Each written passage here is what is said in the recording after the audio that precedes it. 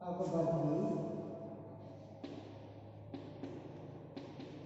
धार्मिक नीति। आज हम अकबर की धार्मिक नीति के बारे में अध्ययन करेंगे। मुगल साम्राज्य से पहले के ऊपर हम अध्ययन करते हैं। कुछ ऐसे शासक हुए थे दिल्ली सल्तनत के अंतर्गत जिन्होंने हिंदुओं पर अत्याचार किया। फिरोज शाह तुगलक और सिकंदर लोदी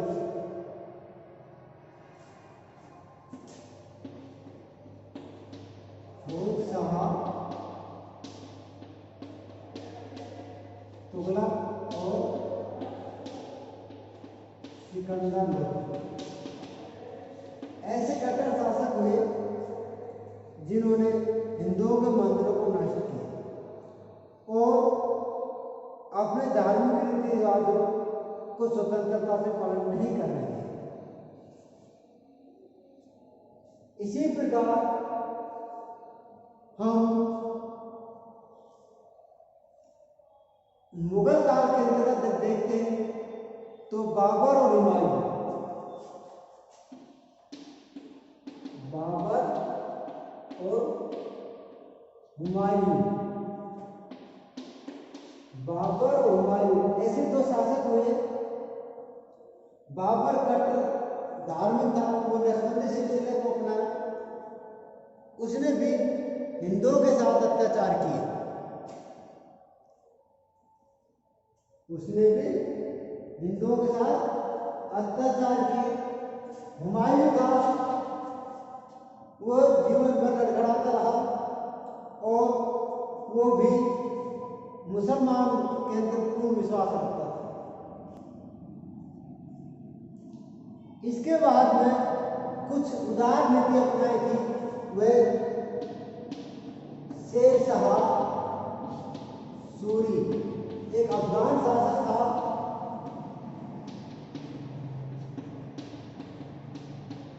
एक अफगान शासक था शेर शाह सूरी। इन्होंने कुछ उदार नीति अपनाई और उसी नीति का पालन अकबर ने भी किया। अकबर जानता था कि राजपूत एक ऐसी जाति है, यदि इनसे युद्ध किया जाएगा तो ये अपने विपरीत विद्रोह खड़ा कर देगी। और उन्होंने अकबर ने उनके साथ एक धर्म सहिष्णुता की नीति अपनाई, धर्म सहिष्णुता की नीति अपनाई और उन्हें धार्मिक कट्टरता को त्याग दिया। इसके बाद में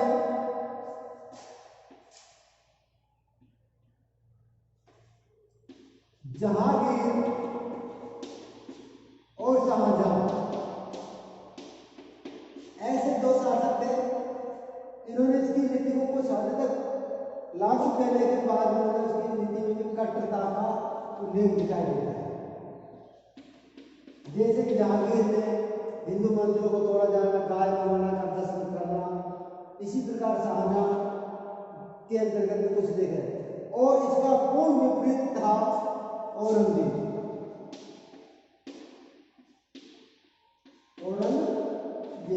इन्होंने तो औरंगजेब ने तो पूर्ण रूप से धार्मिक कट्टरता की नीति अपनाई थी। धार्मिक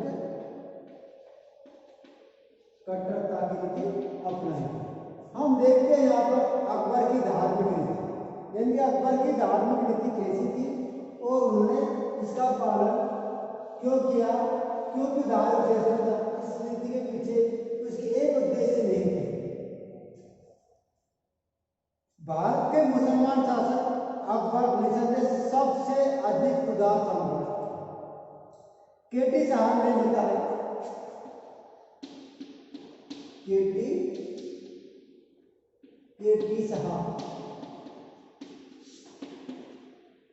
केटी साहब ने लिखा है कि उसने अपनी योग्यता से यह अनुभव किया, उसने अपनी योग्यता से यह अनुभव किया कि दोनों संप्रदाय, हिंदू और मुसलमान, दोनों संप्रदाय कौन कौन से थे? हिंदू और मुसलमान।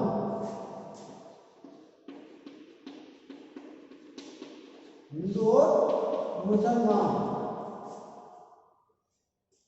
को राष्ट्रीय सूत्र में बांध देना चाहिए और अपने साहस द्वारा उसने इस कार्य को व्यवहारिक रूप दिया।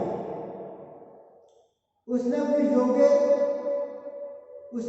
की कट्टरता से बहुत ऊंचा उठते हुए हिंदू मुसलमानों और अन्य धर्मों के लोगों के साथ एक समान व्यवहार किया। यहाँ तक कि उसने सब धर्मों के मुख्य सिद्धांतों को इकट्ठा करके एक नवीन धर्म चलाने का भी प्रयास किया, जिसे दीन ए इलाही की स्थापना करने का प्रयत्न किया। वास्तव में उसने धर्म तथा जाति के सब भेदभाव को समाप्त करके राष्ट्रीय साम्राज्य कायम करने की कोशिश की। इसीलिए पंडित जवाहरलाल नेहरू ने उसे भारतीय राष्ट्रवाद का पिता कहा। पंडित जवाहरलाल नेहरू ने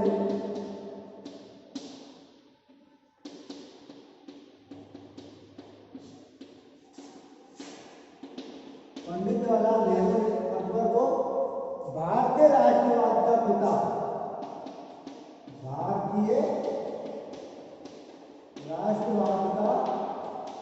पिता कहा।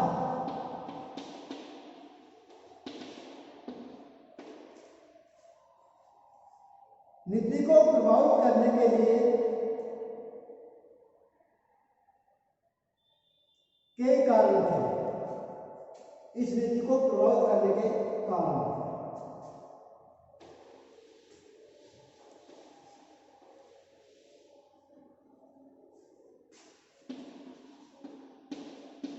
नीति को प्रभावित करने के कारण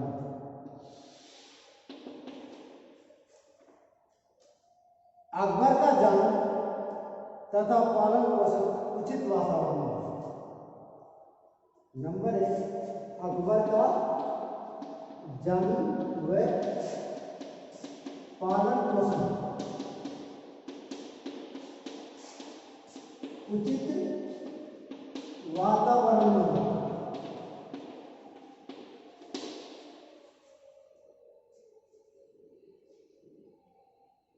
उनका जन्म अमरकोट के हिंदू राज्य में हुआ। उसका पिता हुमायूं सुन्नी होते हुए भी हर धर्म नहीं था। उसकी माता हमीदा बानो बेगम एक शिया स्त्री थी, जिसके धार्मिक विचार काफी उदार थे। यानी कि उनका लालन पालन पोषण हिंदू परिवार में, उसका जन्म हिंदू राजा अमरकोट के महल में हुआ था, तो इसका उस पर प्रभाव पड़ा। अकबर के शिक्षकों में उसे उदारता और सहनशीलता का पाठ पढ़ा। बैराम था जो अकबर का उस्ताद, जो संरक्षक था, शिया मन में विश्वास रखता था। उसने अकबर की उदार भावना उत्पन्न कर दी। इसी प्रकार अकबर के दूसरे शिक्षक अब्दुल लतीफ, उन्होंने सूर्यपुर अथवा सबसे शांति और मित्रता की शिक्षा दी। वे इतने उदार विचारों का था तो शिया लोगों में सुन्नी और सुन्नी लोगों में शिया समझा जाता था। यानी कि बैराम खां और अब्दुल लतीफ, बैराम का शिया था और ये भी उदार दृष्टि का था। इन्होंने उनको सहनशीलता का पाठ पढ़ाया और कहा जाता है शिया लोगों में सुन्नी और सुन्नी लोगों में शिया था। इस प्रकार उनका शिक्षकों का भी उसके ऊपर गहरा प्रभाव पड़ा। यानी कि अकबर जो धार्मिक नीति थी उन पर बैराम खां और अब्दुल लतीफ का महत्वपूर्ण प्रभाव पड़ा था।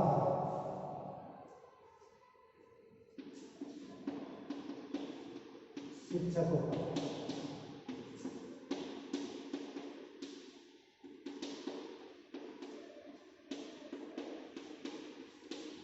तीसरा है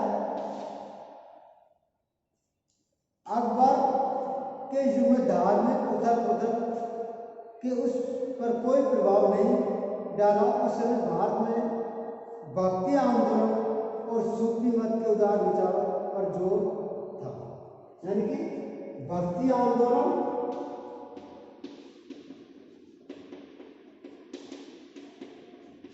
और सूफी मत का भी प्रभाव पड़ा। कबीर, गुरु नानक और सूफी मत के संतों ने हिंदू मुस्लिम एकता के विचारों को खूब प्रचार किया। मुगल सम्राट अपने युग के इन विचारों से प्रभावित हुए बिना नहीं रह सकते। डॉक्टर ईश्वरी प्रसाद के अनुसार यह कबीर और नानक को ही आवाज दी कि अकबर के मुख से बोल रही थी। उसने कट्टरपंथी के तूफान मचा दिया। कहा जाता है कि अकबर सूफी संतों के प्रति बहुत श्रद्धा रखता था। वे मोइनुद्दीन चिश्ती तथा अन्य सूफी संतों की दरगाह पर श्रद्धांजलि अर्पित करने के लिए जाया करता था। यानी कि वह मोइनुद्दीन चिश्ती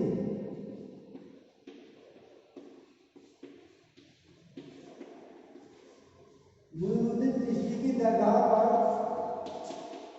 चादर चढ़ा के लिए जाया करता था और उनका प्रभाव सूफी आंदोलन का अकबर के ऊपर महत्वपूर्ण प्रभाव पड़ा था। अगला है अकबर की राजपूत पत्नियों ने भी अपने पति के धार्मिक विचारों पर गहरा प्रभाव डाला। अपनी इन पत्नियों द्वारा मुगल सम्राट हिंदू धर्म की रीतियों से परिचित तथा प्रभावित हुआ। धीरे धीरे उसने यह शाही महल के बाहर भी साम्राज्य में हिंदुओं को धार्मिक स्वतंत्रता प्रदान की। अगला है इस्लाम के कट्टर नेताओं के भ्रष्टाचारी जीवन एवं आपसी झगड़ों ने भी अकबर को असंतुष्ट कर दिया। शेख अब्दुल नबी तथा मुल्ला अब्दुल सुल्तानी, जिसे मखदूम उल मुल्क की उपाधि प्राप्त थी, के आपसी मतभेदों के कारण उनमें झगड़े होने लगे। अब्दुल नबी तथा उसके साथी भ्रष्टाचारी हो गए और शेख मखदूम उल मुल्क ने ज़कात के शाही कोष में अदायगी से बचाने के लिए अनुचित घटिया ढंग अपनाया। मुगल सम्राट उनके दुराचारी व्यवहार के कारण निराश हो गए और उसने सोचा कि सच्चाई तथा उनके झगड़ों से परे है। इसीलिए उनका इस्लाम धर्म पर से अंधविश्वास उठ गया। यानी कि वो आपस में लड़ते थे तो इसकी वजह से उसका इस्लाम धर्म से विश्वास भी डगमगाने लग गया था। अकबर स्वभाव से ही धर्म की सत्यता को जानने के लिए इच्छुक था। अकबर स्वभाव से ही वह धर्म की सत्यता को जानने का इच्छुक था। वह कई बार दूर एकांत में जाकर एक चपटे पत्थर पर बैठकर धर्म पर विचार विमर्श कई घंटों तक करता था। सत्य को जानने की इच्छा से उसने अपने कई बच्चों पर प्रयोग की और उद्देश्य से फतेहपुर सीकरी तथा सब धर्मों के नेताओं को बुलाकर धर्म के मामले पर वाद विवाद करता था। अंत में परिणाम यह पहुंचा कि सब धर्मों में मौलिक सिद्धांत एक जैसे हैं और केवल उसने बाहरी अंतर यह पाया कि इस कारण से ही उसमें सब धर्मों के साथ एक समान व्यवहार करने की नीति अपनाई। यानी कि अब उन्होंने फतेहपुर सीकरी के अंतर्गत कुछ लोगों से विचार विमर्श किए और वहां पर वाद विवाद किया तो उन्होंने देखा कि सभी धर्मों में कुछ तत्व समान है और उनको इकट्ठा करके उन्होंने नए धर्म चलाने की भी कोशिश की थी, दीन नहीं लाई। तो उन्होंने देखा कि सभी धर्म समान है, उन्होंने सभी धर्मों का आदर किया, सभी धर्मों का उन्होंने पालन किया। अकबर की धार्मिक नीति पर उसके राजनीतिक विचारों का भी महत्वपूर्ण प्रभाव था। एक योग्य राजनीति की भांति अकबर ने समझ लिया हिंदुओं के सहयोग के बिना वह स्थिर साम्राज्य स्थापित नहीं कर सकता था। इनके अपने साम्राज्य को विस्तार करने के लिए हिंदुओं या राजपूतों का सहयोग करना हमें महत्वपूर्ण है। यदि हम उनको सहयोग प्राप्त नहीं करेंगे तो हम एक विशाल साम्राज्य का स्थापित नहीं कर सकते और वहां पर शांति व्यवस्था नहीं बना सकते। इसीलिए उन्होंने एक सुदृढ़ एवं राष्ट्र साम्राज्य की स्थापना के लिए उन्होंने हिंदू और मुसलमानों के साथ समानता का व्यवहार किया। अकबर के शासनकाल में इतिहासकार बदायूनी के अनुसार अकबर ने शेख मुबारक, शेख अबुल फजल फैजी के प्रभाव में हिंदुओं के प्रति सहनशीलता की नीति अपनाई, परंतु यह विचार पूर्णतः ठीक प्रतीत नहीं, क्योंकि मुगल साम्राज्य में व्यक्तियों के संपर्क में आने से पहले ही हिंदुओं पर जजिया कर यात्रा कर हटा दिया। फिर भी यह मानना पड़ेगा कि स्वतंत्र विचारों में शिया मुसलमानों की संगीत में अकबर की उदारता नीति बन गई थी। अकबर की धार्मिक नीति में परिवर्तन लाने पर उनका प्रभाव एवं सहायक कारण अवश्य पड़ा। प्रोफेसर श्री राम शर्मा के अनुसार यह नहीं भूलना चाहिए कि उन्होंने अकबर की उदार नीति को प्रोत्साहन दिया, परंतु उसके साथ उन्होंने यह मार्ग चुना जो उदार नीति का था। कि हम जानते हैं कि अकबर के यानी बदायूं कट्टर मुसलमान था और कट्टर मुसलमान उस पेपर कहता कि मैं जब हिंदू काफिरों के नाम लेता हूँ, हिंदू काफिर देवताओं का नाम लेता हूँ तो मुझे बहुत लज्जा महसूस होती है। हम देखते अगली वीडियो के अंतर्गत अकबर की धार्मिक नीति थी उसको प्रभावित करने के लिए उन्होंने कारण पड़े थे तो उन्होंने उनको प्रभावित किया था। अब है अकबर की नीति इको विकास के विभिन्न चरण, यानी धार्मिक सहनशीलता का प्रारंभ करना है ना, उसके बाद राजपूतों को वैवाहिक संबंध स्थापित करना, तीर्थ यात्रा की समाप्ति, जजिया कर की समाप्ति, ये अपन अगली वीडियो के अंतर्गत अध्ययन करेंगे।